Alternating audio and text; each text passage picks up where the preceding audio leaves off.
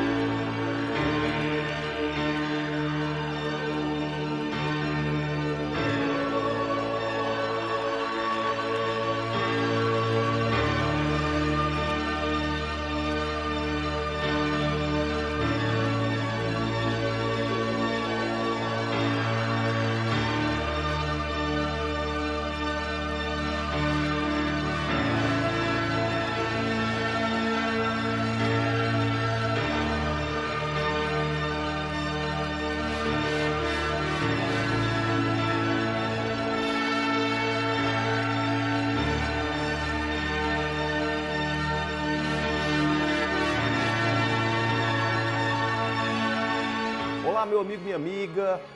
Hoje nós vamos ter um Conexões muito especial. Nós estamos aqui diretamente da cidade de Pereiro, em que viemos conhecer uma grande empresa.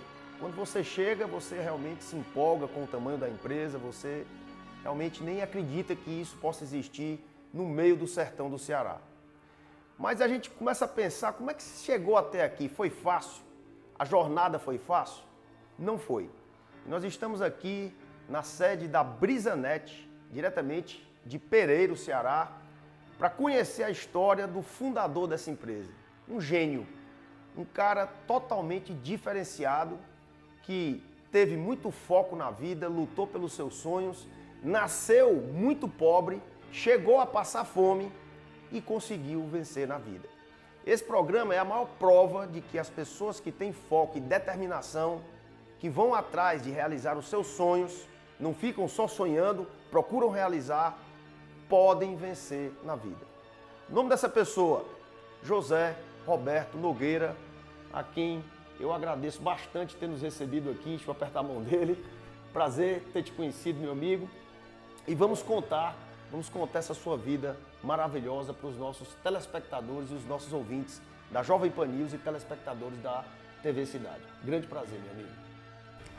E aí, vamos aí a nossa história da grande missão, que nunca vai parar, ou seja, não tem projeto final, tem construção sempre. Tem começo, tem o meio, o presente, mas não tem fim, né? Não tem fim.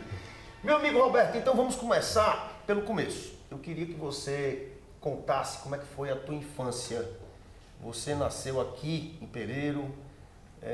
Devia ser tudo maravilhoso, né? Deve ter sido em berço de ouro, os passarinhos cantando, dinheiro farto. Como é que foi o começo da tua vida?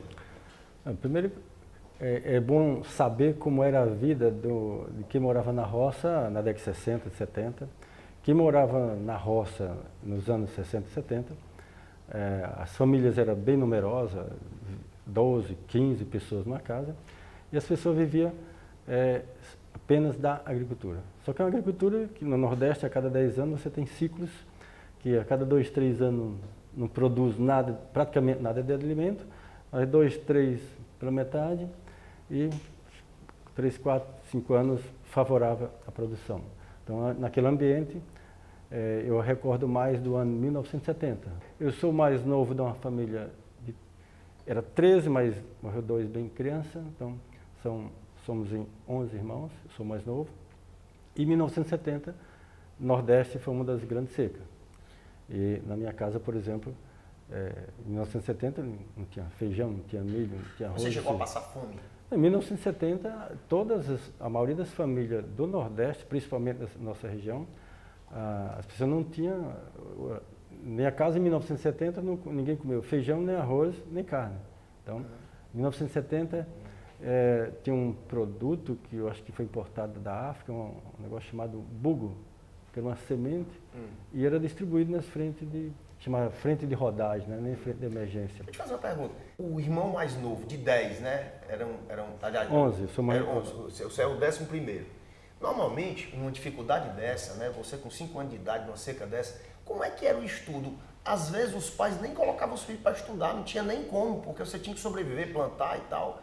Como é que foram os seus estudos? Como é que foram? Não, os meus irmãos mais velhos estudaram até a 4ª série, 3ª série, aprenderam a escrever. Na roça, o foco é produzir. Sobreviver. A família mais numerosa, na agricultura, tinha mais vantagem do que a família menor. Por isso que Tinha mais tinha gente para mais trabalhar, mais mão de obra. mais mão de obra.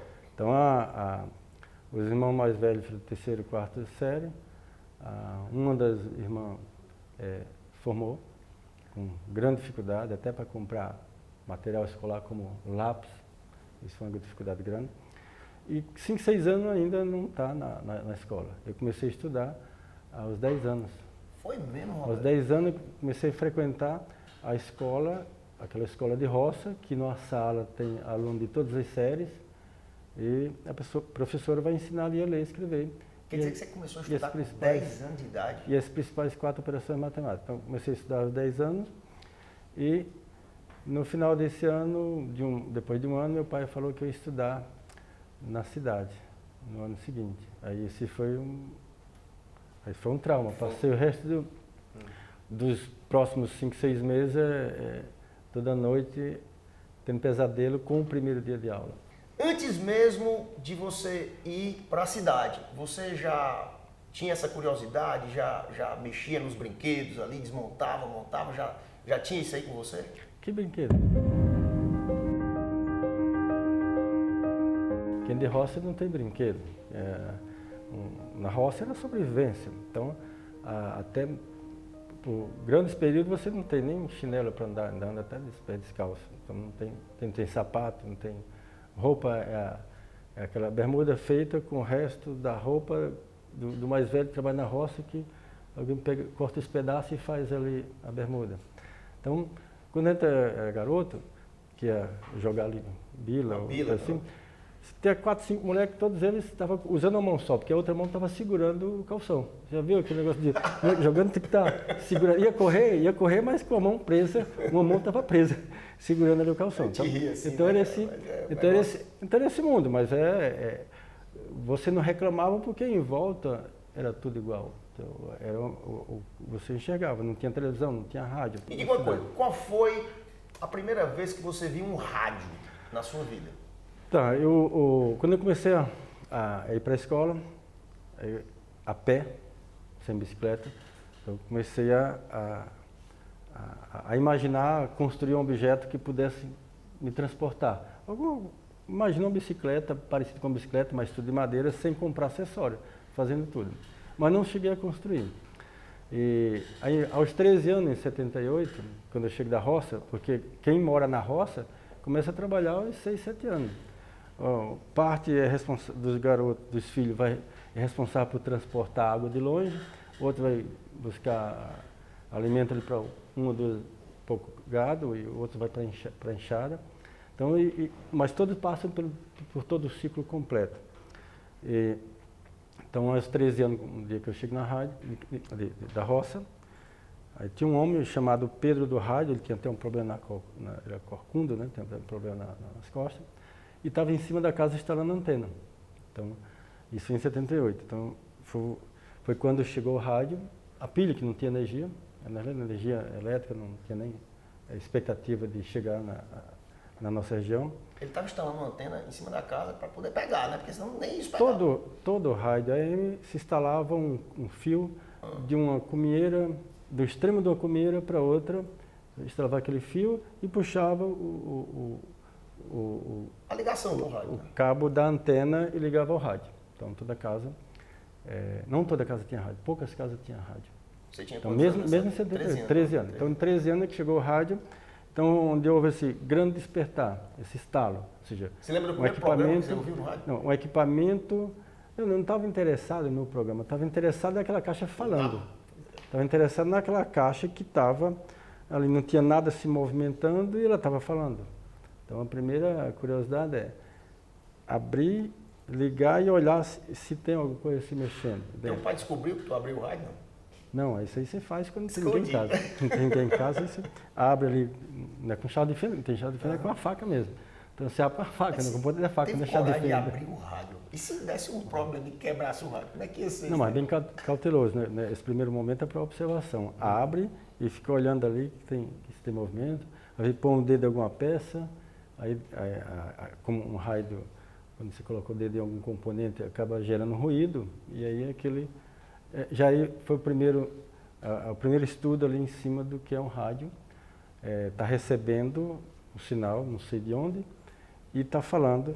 Então não estava interessado no programa, estava interessado no rádio falando, na transmissão, a comunicação acontecendo. Então, naquele momento eu defini que eu ia estudar o rádio, eu ia ser um técnico desse equipamento. Então, já defini que meu futuro ia ser eletrônica. Naquele momento eu defini que meu futuro é eletrônico, mas a área de mecânica estava viva. Deixa eu te fazer uma pergunta, Roberto. Você, depois que você viu o rádio, desmontou o rádio, começou a ter interesse pelo negócio, você fez um curso por correspondência, foi isso? Ainda não, porque eu não sabia se tinha, eu não tinha acesso a fazer um curso. Ainda não tinha então, acesso. Dos 13 anos, desse primeiro contato com o rádio, os 2 anos seguintes ocorreu mais uma evolução mecânica. Sim. A curiosidade de como as coisas funcionam daquilo que estava mais próximo de mim. Tipo uma bicicleta assim? Não, um Jeep raramente chegar, e um Jeep chegar, você está curioso como o Jeep funciona. Então, ao invés de entrar dentro do Jeep, que o Jeep já é aberto mesmo, então você pedir para outro garoto ficar sentado no volante, pisando o pé no freio, embreagem, e eu ia para baixo olhar o que estava se mexendo. Seguir o movimento do freio, da embreagem, abrir capuz. O dono do Jeep, obviamente, não estava ali, né? Estava ali conversando com alguém, na roça, encosta ali, vai conversar com o vizinho, e não está fazendo ali aquela busca de curiosidade. Então, e também quando sempre tinha um carro, né, aqui na época, não tinha asfalto, então na época da estação chuvosa tem os famosos atoleiros, onde os carros passam um dia lá que não consegue sair, e quebra, então era o nosso investimento. O nosso investimento é estar ali ao lado, aí o carro esquenta, vai abrir capuz, e a gente está ali em volta, tentando entender ali como funciona. Então esses 2 anos de maior curiosidade mecânica, e também eu indo para a escola e tentando imaginar fazer algum objeto que não precisasse ir a pé. Então houve essa evolução mecânica. E aos 15 anos que eu comecei a comprar algumas revistas de eletrônica, e no mesmo ano, no final do primeiro ano, aí eu tive acesso a uma dessas revistas com a propaganda do Instituto Universal Brasileiro. E foi essa propaganda, essa revista que ele fez? Então eu comecei a estudar eletrônica já no final dos 15 anos. Mas teve a história de uma bicicleta que você passou, me disseram que era 6 meses, mas foi 8 anos para comprar a bicicleta. E depois você botou o motor na bicicleta, como é que foi isso? Aos 16 anos eu só comprei a bicicleta, estava naquela fase já de focado na eletrônica, mecânica eu gostava, é tanto que nessa fase de 16 anos, 17, até minha curiosidade por como as coisas funcionam, então quando eu tinha aqueles motores de picadeira, que é o motor de casa de fazer farinha, que já estava quebrado, então pedia para consertar. Então já estava quebrado mesmo, se eu deixava eu mexer. Então desmontava. Mas você ganhava dinheiro, o pessoal lhe pagava? Não, eu não tinha interesse não. Meu interesse é que alguém permitisse eu desmontar todo e montar de novo. Confiar, né? Confiar. E ali, muitas vezes estava só ali um bico injetor sujo, se fazia aquela limpeza e voltava a funcionar. Ou algum vazamento ali da bomba injetora e colocava aquele equipamento a funcionar. Essa era a minha satisfação, pôr aquela máquina voltar a funcionar novamente. E isso eu estava aprendendo, estava desenvolvendo toda essa minha habilidade mecânica. Nesse período entre 16 anos até os 20 anos, quando eu fiz essa mudança, transformar a bicicleta num equipamento que não precisava pedalar, e sim com tração a hélice. Essa bicicleta durou 4 anos na sua mão? Quase 5 anos, porque eu já fui embora no final de 80, já em 86, já com 21 anos. Então, nesse período, entre 16 e 17, eu estava ali também acompanhando esse desenvolvimento e traçando minha vida futura. Para onde eu ia, metas de futuro. Para onde eu ia para evoluir tecnicamente nessas áreas, principalmente do rádio. Que o foco era terminar o 2º grau, mas eu já tinha feito os cálculos, que é terminar o 2º grau aos 21 anos, ir embora para São Paulo, ficar 2 anos em São Paulo, arrumar recurso e voltar para Pereira para montar uma oficina de rádio, Já aí, de consertar rádio e você já TV. tinha isso Não, em mente? já tracei. Tava- 21 anos, vamos embora, passo 2 anos, estudar mais eletrônica, comprar os equipamentos e voltar para Pereira e montar minha oficina de rádio e TV. Mas, ao mesmo tempo, aos 17 anos, que a televisão, quando eu tinha 17 anos, a televisão preto e branco, que meu pai comprou, já usada, estava funcionando aí um pouco melhor, porque não tinha sinal e começou o sinal ter uma imagem que dava para ter uma boa interpretação. E assisti um programa chamado O Cosmos. Era do Carl Sagan. dos maiores cientistas que conseguiu transmitir ciência para leigo, que é o Carl Sagan, é conhecido por transmitir ciência para leigo. Então eu assisti o Cosmos, que ao mesmo tempo que a televisão chegou, você está no meio do nada, não tem uma ideia de como o mundo funciona. Alguém chegava de São Paulo contando como é que funcionava um elevador, uma escada rolante, você não conseguia fazer essa imagem, porque você não tinha televisão, você não conseguia formatar essa imagem. E aí a televisão chega e abre um mundo. De repente tem um cientista contando a história. Quem não passou por uma transição dessa não tem a menor ideia do que é estar no meio do nada, num acesso à rádio e chegar a uma televisão. Porque você nunca viajou, não sabe como que é nada do mundo. E vem a televisão mostrando o que existe. A real dimensão do mundo. O que existe de tecnologia para quem é extremamente curioso por tecnologia. E aí eu fiz a minha grade de programação entre alguns canais dos principais documentários. Então, houve o Cosmos, que é um programa mais avançado de astronomia, e depois seguiu outros programas com seriado, por exemplo, chamado Brasil, Terra da Gente, apresentado pelo repórter Amaral Neto. E o principal desse programa era para mostrar as tecnologias brasileiras. E onde estava o centro das tecnologias brasileiras? São José dos Campos, era o Vale do Silício.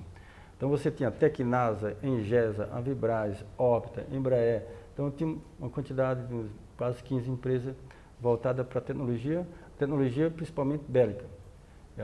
Era o principal fornecedor daqueles conflitos na época do Oriente Médio, era o principal fornecedor. E lá estava a Embraer. E um dos programas era sobre o Tucano, um avião de treinamento militar, não é um avião de caça, é treinamento militar. Então, eu já queria estudar eletrônica e gostava também de avião, então o foco foi terminar o 2º grau, vou para São José dos Campos, vou buscar recursos para montar minha oficina de rádio e televisão e talvez até se eu consigo ainda trabalhar na Embraer, pelo menos para entrar no avião. Nem que fosse de faxineiro, mas eu queria entrar no avião. E aí, então na Embraer era um sonho não palpável, era assim, uma possibilidade remota. Uma possibilidade remota. Eu vou estudar eletrônica, mas vou tentar Você ver queria se eu consigo. ir para o Vale do Silício brasileiro, que era a região de São José dos Campos ali. Exatamente. Isso aí. E a bicicleta e o motor? E aí eu construí uma hélice, a partir de uma chapa de aço de 1,20 m, eu cortei no formato de 8. Na talhadeira e na marreta eu fiz todo o ângulo de ataque, que é da hélice. Não foi um ângulo... Para as pessoas entenderem, se for uma hélice reta, ela não vai gerar o empuxo, ela não vai gerar força nenhuma. Tem que ter uma aerodinâmicazinha, né? De baixo rendimento, que não tinha uma aerodinâmica perfeita, mas era suficiente quando eu consegui consertar um motor velho. E esse motor velho tem que adaptar ali na frente da bicicleta, acima do pneu, e com a estrutura de madeira suportada pelo resto do corpo da bicicleta. Vocês estão vendo a imagem aí na tela agora. E aí tinha mais uma parte de madeira que subia, e já na altura de minha cabeça eu fiz um eixo onde eu soldei essa hélice, e essa hélice com a correia ligando ao eixo do motor. Então eu conseguia me deslocar. A bicha funcionou mesmo? Sem precisar de pedalar, só com a hélice girando na frente, ou seja, impulso igual de avião, Roberto, tração a hélice. Isso é uma história fenomenal, é por isso que nós estamos aqui.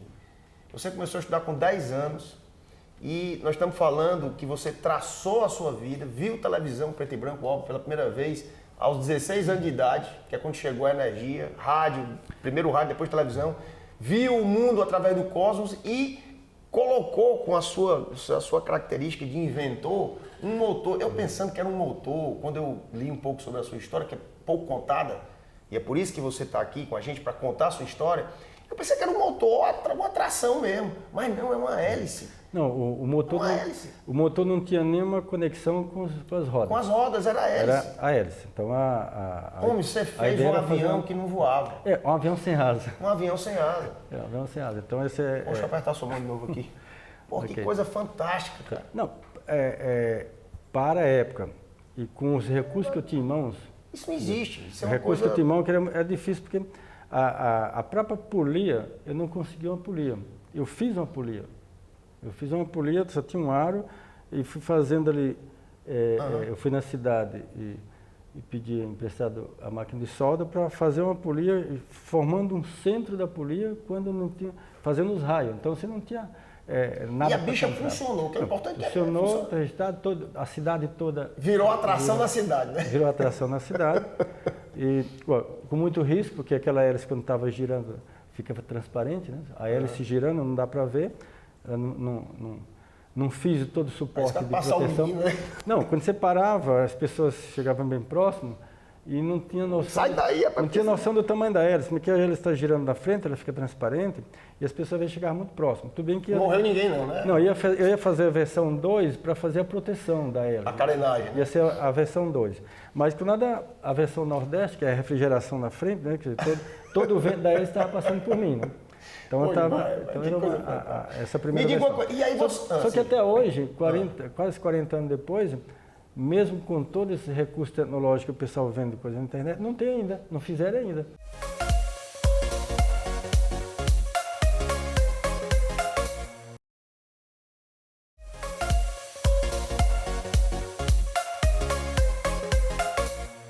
E aí, como é que você deu, vamos dizer, materializou seu sonho? Foi para São José dos Campos. Por acaso você vendeu essa bicicleta e com dinheiro você foi? Tá,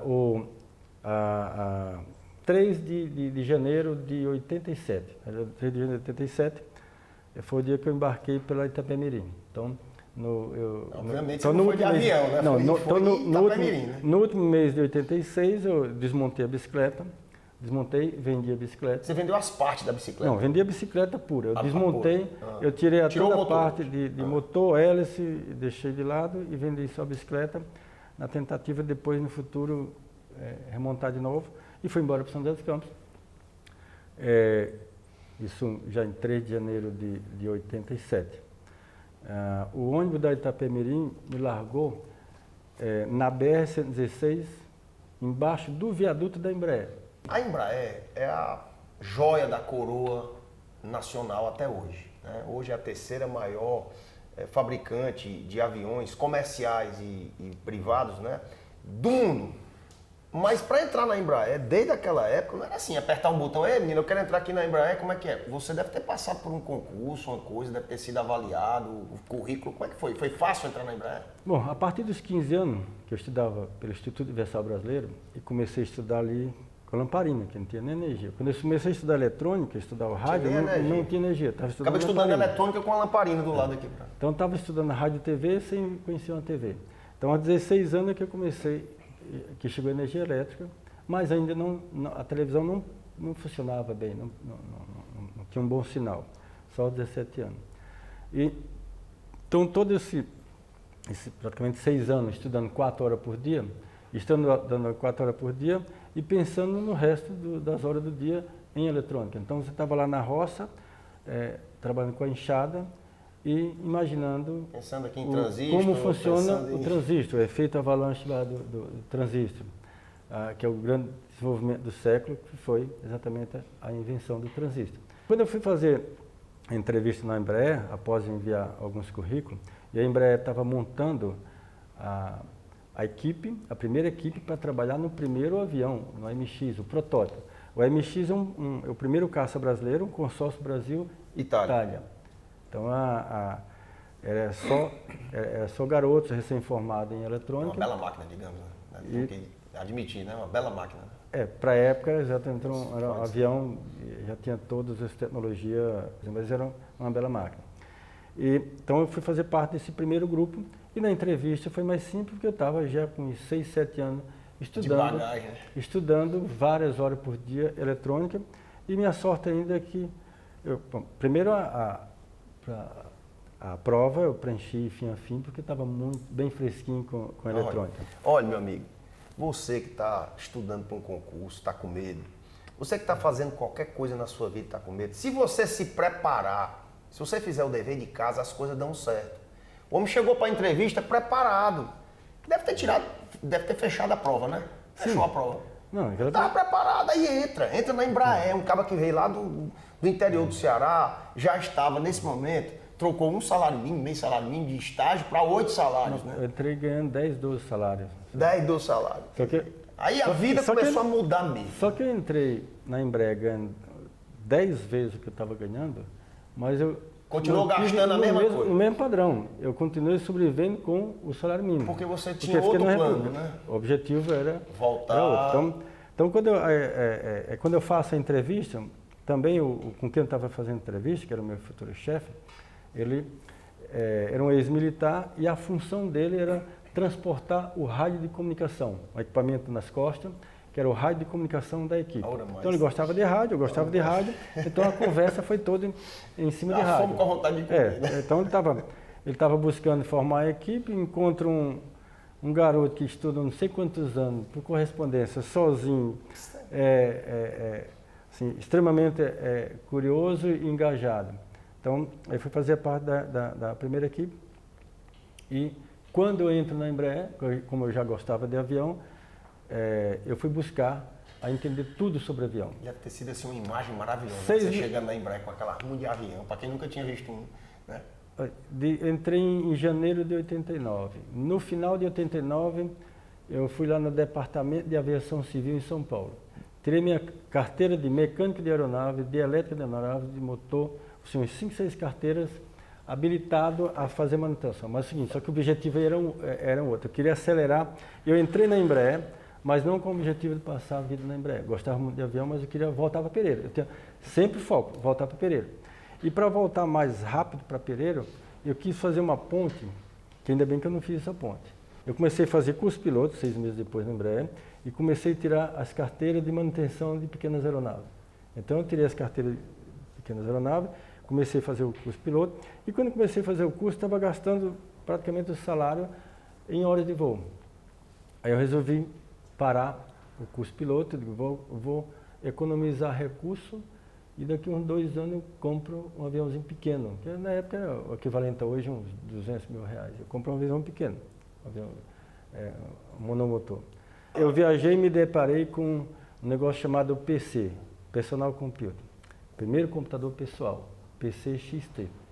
Comprei um e dentro da Embraer já vendi para o meu colega. E aí começou. Eu comprava o computador e vendia para os meus colegas. É difícil, o gênio. Acontece. Aí acontece o que aconteceu com você. Mas é muito difícil um gênio ter o dom, o tino comercial. Que você é genial, não adianta dizer que você não é, porque você é mesmo. E teve o tino comercial. É raro isso. E aí é que a gente vê que acontece os grandes empresários do mundo, né? Mas continue. Então, começou a vender PC para os cabos. Comecei a vender. Então, quem ia comprar um computador na Embraer, alguém falava, o Ceará vende. O Ceará era o Roberto, né? O Roberto. O Ceará vende computador. Então, comecei a vender o computador. Bom, então já estava ali um movimento que estava vendendo um por semana. Aí eu resolvi empreender. Já 2 anos depois de eu estar na Embraer, aí eu abri a empresa de manutenção e venda de computador. Abri a empresa de manutenção e venda de computador.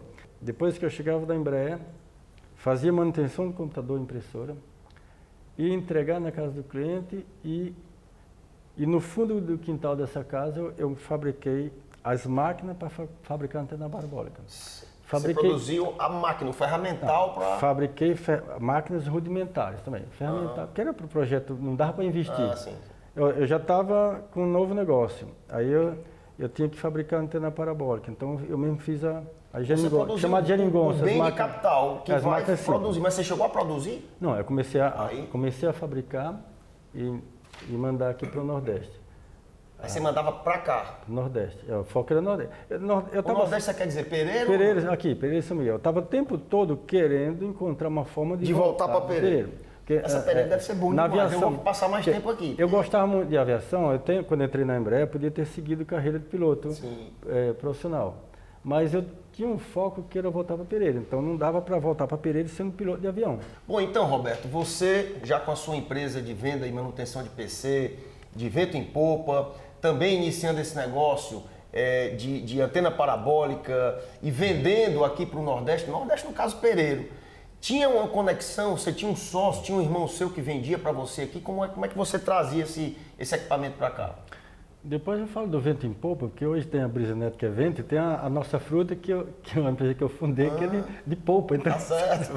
De vento em popa. Então, assim, então no final de 90 eu estava ainda na Embraer, fabricando essa fabriqueta de fundo de quintal de antena parabólica, e eu tentei fazer um primeiro investimento no Nordeste, um mais robusto, que foi no final de 91, meados de 91, eu trouxe um computador para vender. Eu vim de carro, trouxe um computador. Antes mesmo das parabólicas? Não, já estava vendendo já estava vendendo, resolveu trazer um computador? Trazer um computador. Quando eu cheguei aqui para vender esse computador, aqui num raio de 300 km não tinha um outro computador. Não tinha um operador de computador. Então, negócio, voltei com o computador. Aí eu mudei a estratégia. Então, se não tem um operador de computador, não tem quem faça uso do computador. Então, em meados de 92, eu usei 90% de todo o capital, o patrimônio que eu tinha lá, comprei 30 computadores, PCXT, e trouxe aqui para Pau dos Ferros, Rio Grande do Norte, e montei uma escola de informática. Em 30 dias eu montei uma escola com as 30 turmas. Foi mesmo? Assim, tinha 400 e poucos alunos em 30 dias, em Pau do Ferro. Montei a primeira escola de informática, que exatamente para preparar o mercado para poder vender computador. Para poder comprar computador. Vender computador. Então, eu visitei prefeitura do Ceará, da Paraíba, do Rio Grande do Norte, falando para os prefeitos que cedesse um carro para os alunos ir, porque o computador ia chegar e a prefeitura ia precisar de um computador e não tinha mão de obra. Então, vinha aluno de mais ou menos 40 a 50 cidades para essa escola em final de 92, segundo semestre de 92. Em meados de 92 eu estava na Embraer com a escola no Nordeste, a empresa em São José de Campos, manutenção de computadores e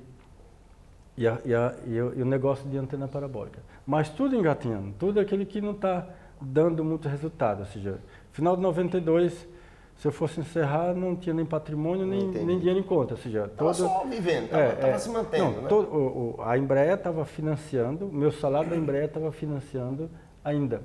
Então, no final de 92, eu saí da Embraer. Até difícil sair, porque era pouca gente, num grupo pequeno. Meu chefe nem quis me liberar. Aí eu consegui uma transferência para o Tucano. Para eu sair, eu consegui uma transferência para... A Embraer não queria que você saísse, né? Eu consegui uma transferência lá para o hangar do Tucano. Aí eu fui transferido para o Tucano e cheguei lá e consegui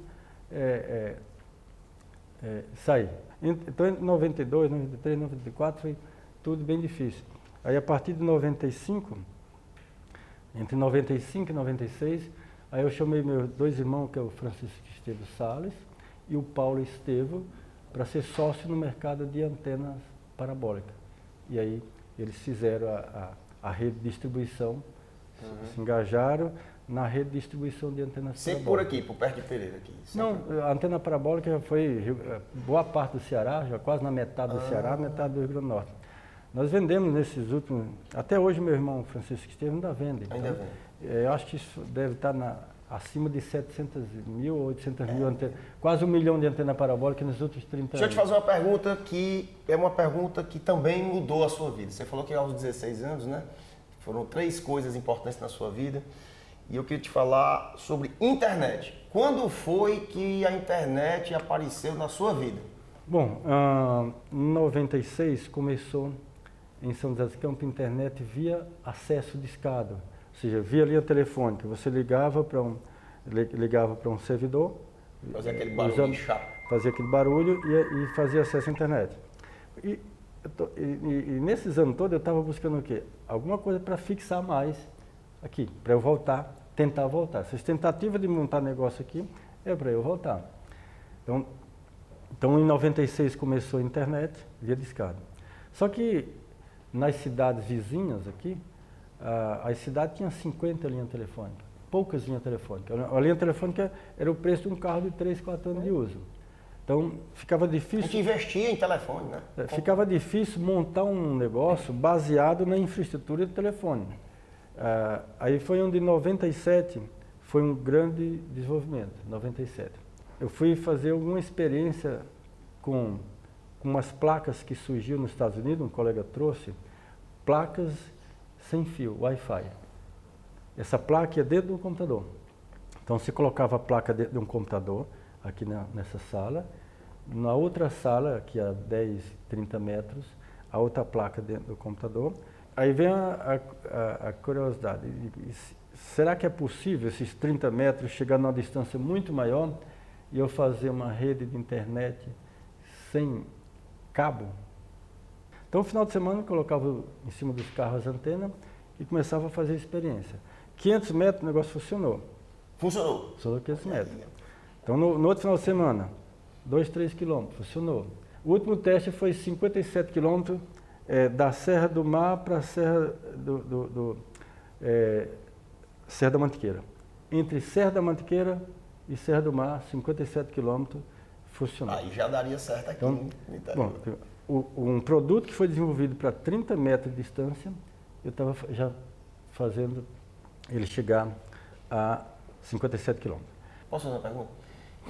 Pergunta incidental. Já existia essa tecnologia ou você criou essa tecnologia? Você pegou uma tecnologia que já existia e barateou ela, foi isso que você fez? Eu chamo de adaptação, que é você transformar caro no barato. Algo que foi desenvolvido para um fim em um outro, que é, essa placa foi desenvolvida para fazer uma rede sem fio dentro de uma casa com 30 metros, com 30 metros de distância.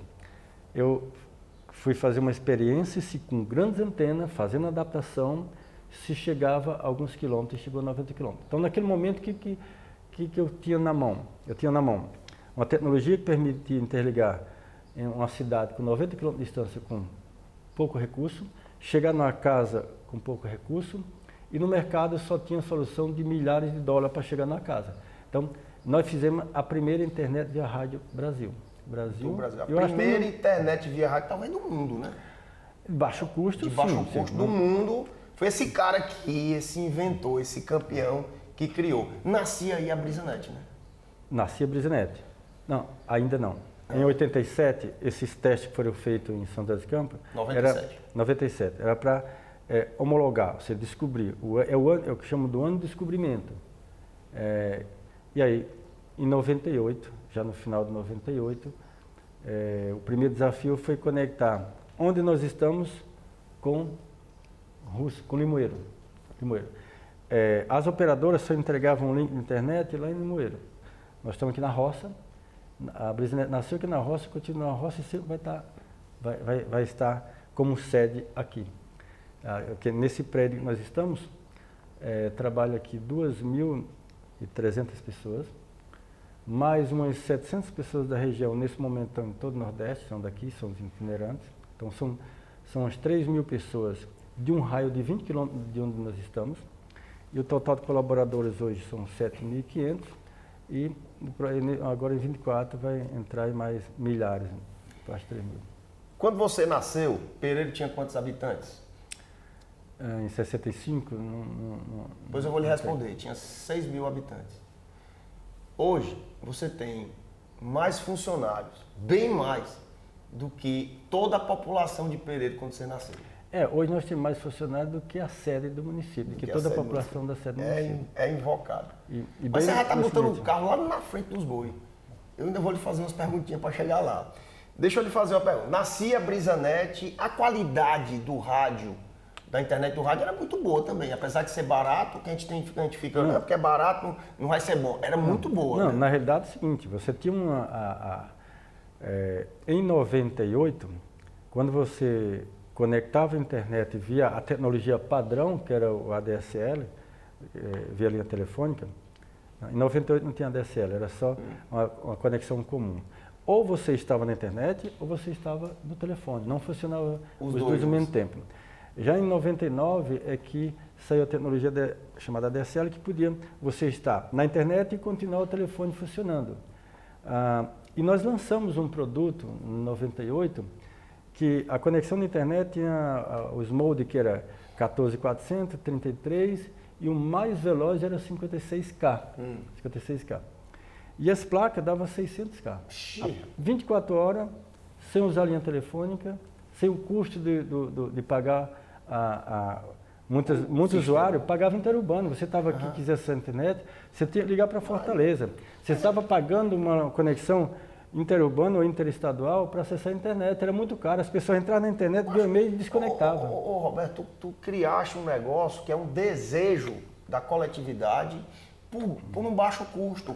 Tinha que dar certo, não tinha como esse negócio não dar certo. Agora, Aí o negócio deve ter crescido muito, agora, rapidamente. Agora, o grande desenvolvimento que fica para ser até avaliado o impacto que a Brisnet fez quando nós implementamos essa tecnologia de baixo custo, que ninguém fez porque na época não tinha, nós adaptamos, mas quem tinha provedores no padrão de acesso de escada começava a querer entender o que a Brisnet estava fazendo. Em 2010, no Brasil já tinha próximo de uns 8 a 9 mil pequenos provedores de internet.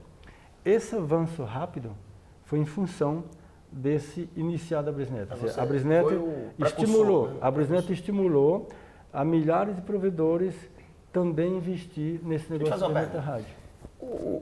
A máquina, né, a máquina estatal, a burocracia sempre atrapalha o desenvolvimento das grandes criações. Nesse momento aí que você criou esse negócio maravilhoso, não existia uma burocracia? Não, tem que ter um rádio X, não, isso aqui não sei o quê. Você enfrentou algum problema nesse sentido ou não? Era liberado total e você deu asa à imaginação? Na realidade, quando nós fizemos a primeira experiência, a Anatel não tinha ainda o regulamento da telecomunicação de rede. O que foi ótimo, né? Deixou e aí, anos depois é que veio a complicação. A regulamentação. Meu amigo Roberto, aí a Brisnet cresceu bastante e é preciso que se deixe bem claro, não é uma empresa tradicional, essa empresa nasceu de uma ideia de um cearense que fez tudo o que ele fez, que vocês já ouviram aí, e ele teve uma ideia de transformar algo que servia para uma coisa em outra coisa muito maior, por um custo baixíssimo.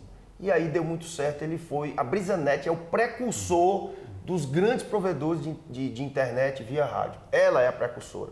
O Brasil deve muito a essa empresa, a esse cara aqui. Aí Brisnet cresceu, estou indo mais na frente, cresceu bastante e resolveu abrir o capital. Né? Deixa eu até fazer uma adenda aí antes de abrir o capital. Antes de abrir o capital, a Brisnet fez outro grande salto, que é aquela tecnologia de baixo custo que foi desenvolvida para fazer uma rede, a gente chama de metropolitana. Uma tecnologia simples, mas operando como uma empresa de telecom. Mas essa tecnologia trouxe até 2010. Aí chega 2010, está um caos, porque essa tecnologia que foi desenvolvida para um fim, ela estava... a exigência do mercado era muito maior do que a tecnologia poderia fornecer. Então, é quando a Brisnet, de novo, faz uma grande mudança. Resolve fazer uma rede de fibra ótica. Levar a fibra ótica até uma casa. Em 2010, no Brasil, não tem nenhuma empresa fazendo fibra ótica até a casa, no Brasil. E praticamente, onde é que isso estava acontecendo? China, Japão, Coreia do Sul. As grandes empresas imaginavam que a fibra ótica só ia chegar numa casa aqui no Brasil em 2025. E a Brisnet resolve fazer. Em 2011, nós construímos a primeira cidade do Brasil com uma infraestrutura de fibra, levando fibra ótica, conectividade em fibra ótica até uma casa, que é Pau dos Ferros, no Rio Grande do Norte. se adiantando por mais de 5 anos. As grandes empresas começaram a fazer fibra ótica a partir de 2017. Nós colocamos fibra ótica aqui no interior em 2011, a Avenida Paulista em 2017 estava com cabo metálico. Incrível. Não tinha fibra ótica. Mais uma inovação, né? Então, aí esse nosso movimento... Esse movimento foi trazido pelos meninos ou foi uma criação sua não, também? Nossa, que hoje... A equipe, né? Depois que o João Paulo Jordão entra, aí já é um grupo, está sempre aí, todo mundo alinhado com as tecnologias. A Brisnet é bem diferente, né? todo mundo está muito bem assim, alinhado e antenado. Se a gente puder medir o tamanho da sua rede em cabo de fibra ótica, você tem isso aí? Dá para dar 2 voltas na Terra, 2 voltas na Terra de cabo. Se for, aí dentro de cada cabo tem várias fibras. Se emendar uma fibra na outra, dá para ir na Lua e voltar. Olha aí, então, eu já fiz essa pergunta sabendo que você sabia a resposta. Então, sensacional, né? Então, assim, em julho de 21, levar uma empresa a ser listada na Bolsa, é incrível, sem trazer fundo de investimento para dentro, porque normalmente fundo de investimento é que leva a empresa, entra na empresa, compra parte e leva para uma Bolsa. Nós não, só pessoas locais daqui. Ao longo de 25 anos a gente foi aprendendo todas as áreas e esse grupo levou uma empresa a ser listada na Bolsa. E conseguimos ser listado na Bolsa sem auxílio externo. De fundo. Deixa eu te fazer uma pergunta. Pode dizer o nome dos seus sobrinhos? É o Jordão e o... É o Jordão, Estevão e João Paulo Estevão. Jordão está à frente. Jordão, Estevão e João Paulo Estevão, parabéns para vocês. Vocês fazem parte desse grande sucesso da Brisanet. Vocês são campeões também. Não é só o tio de vocês, não. Vocês o João Paulo estão juntos também. João Paulo está à frente de toda essa construção gigante, que é toda essa construção. Jordão toda a frente da Eu estou área, conversando com ele, não com vocês, porque ele é o mais velho, né? Porque foi ele que começou tudo, tá certo? Mas depois vai ser com vocês. Deixa eu te fazer uma colocação aqui, se você me permitir. Você já falou em números, são 7.500 funcionários, com mais 1.000 e tantos aí que vão entrar na empresa, vai passar de 10 mil já. Próximo ano ultrapassa 10 mil. Próximo ano ultrapassa 10 mil funcionários. Quer dizer, é uma empresa que, apesar de ser de tecnologia, de telecomunicações, mas gera muito emprego. Mas para vocês saberem, quando ela abriu o capital, me corrija se eu estiver errado, a Brisanet, sem apoio externo, chegou a ter um valor de mercado de mais de 6 bilhões de reais. Estou certo? Sim, e com o capital inicial, lá em 98, o recurso alocado para essa experiência foi equivalente a 10 mil dólares. 50 mil reais. Uma empresa que teve um capital inicial de 50 mil reais chegou a valer mais de 6 bilhões de reais. Macho, vou apertar sua mão de novo. Que cava danado, rapaz.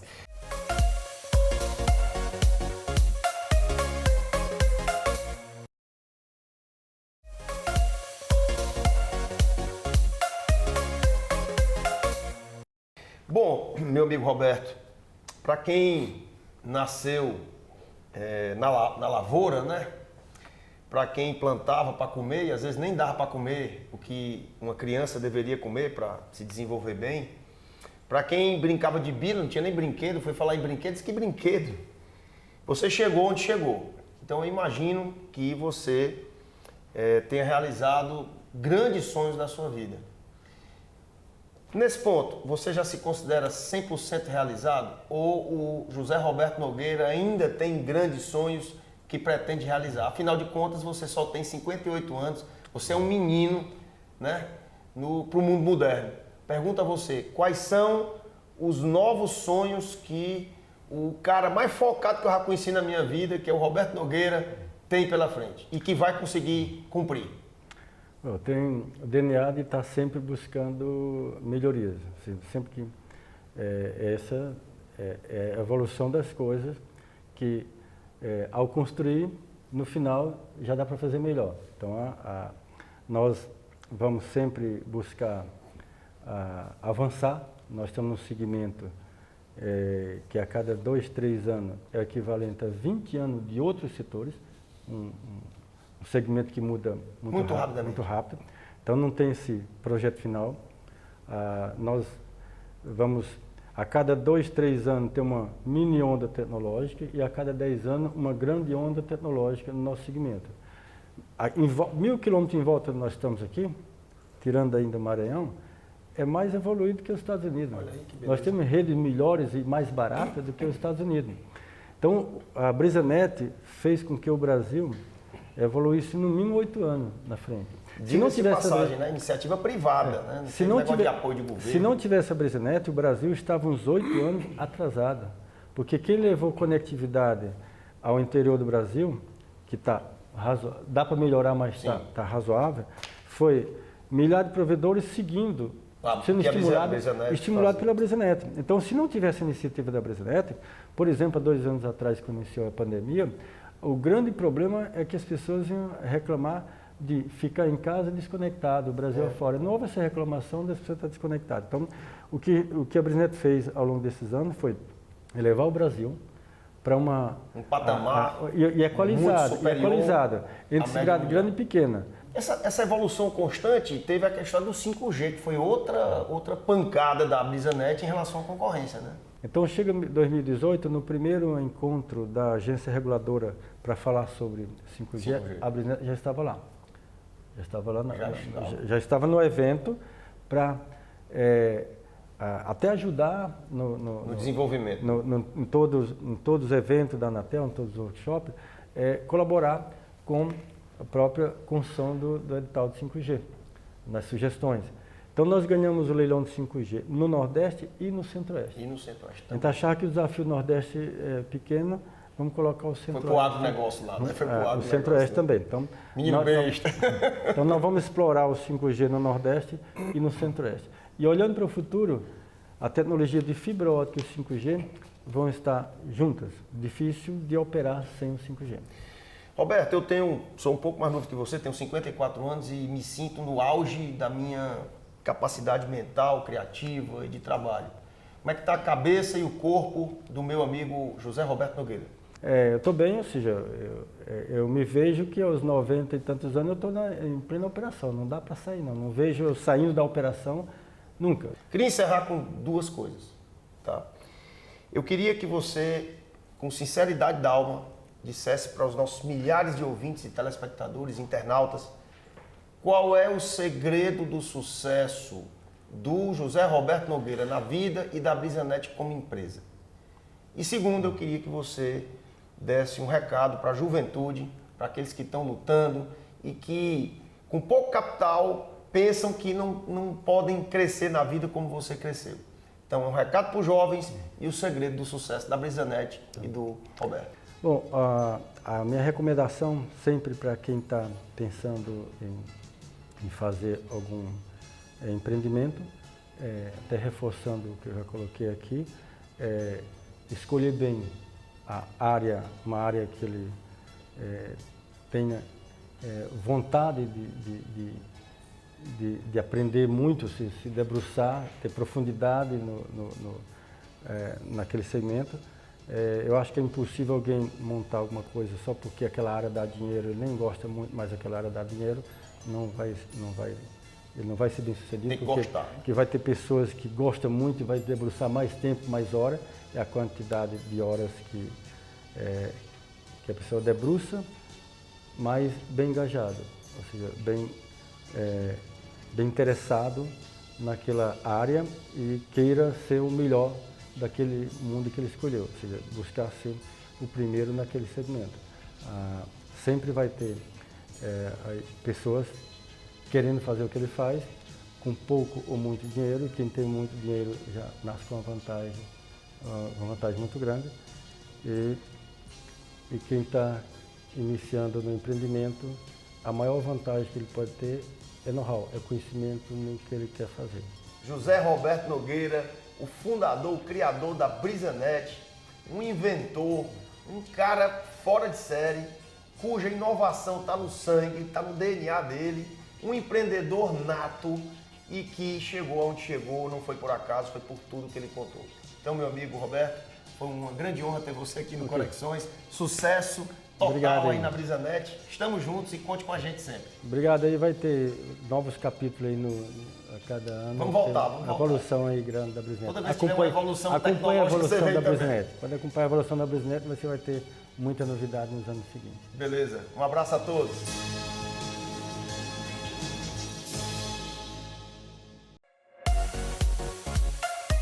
Conexões. Oferecimento Casa Boris. Um projeto único, inovador.